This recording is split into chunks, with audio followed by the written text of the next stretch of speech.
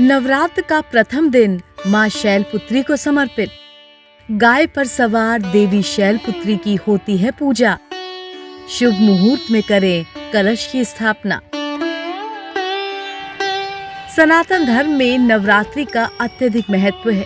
नवरात्रि के 9 दिनों तक माँ दुर्गा के विभिन्न स्वरूपों की पूजा की जाती है। वैदिक पंचांग के अनुसार इस वर्ष शारदीय नवरात्रि की शुरुआत 3 अक्टूबर से हो रही है, जो नवमी के दिन समाप्त होगी।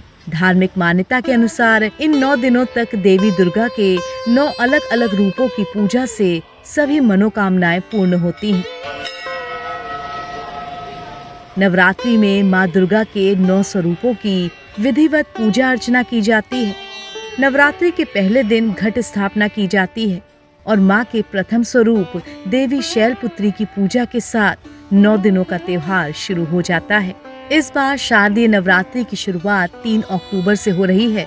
3 अक्टूबर से शुरू होकर 11 अक्टूबर को नवमी पूजन के साथ नवरात्रि समाप्त हो जाएगी और 12 नवंबर को देवी माँ को विसर्जित किया जाएगा। हिंदू कैलेंडर के अनुसार अश्विन माह में शारदीय नवरात्र मनाए जाते हैं। अश्विन मास के शुक्ल पक्ष की प्रतिपदा तिथि में कलश स्थापना कर नवरात्रि की शुरुआत होती है। पंचांग के मुताबिक इस साल 3 अक्टूबर को 12:19 से लेकर 4 अक्टूबर को दोपहर 2:58 तक प्रतिपदा तिथि रहेगी। उदया तिथि के मुताबिक 3 अक्टूबर यानी गुरुवार को कलश स्थापना कर शारदीय नवरात्रि का शुभारंभ किया जाएगा। शारदीय नवरात्रि घट स्थापना शुभ मुहूर्त।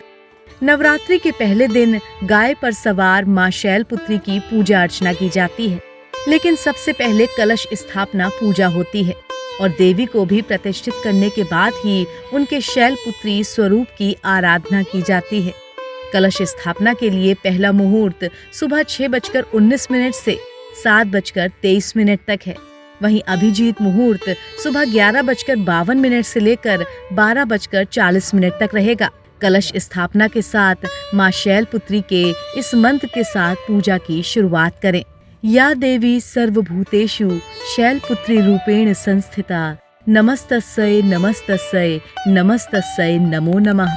माँ शैलपुत्री का प्रिय रंग है सफेद। माँ शैलपुत्री की सवारी गाय है, इसीलिए उन्हें गाय के दूध से बनी चीजों का ही भोग लगाया जाता है। साथ ही देवी को सफेद रंग अत्यंत प्रिय माना जाता है, इसीलिए उन्हें सफेद रंग की चीजों का ही भोग लगाना शुभ होता है।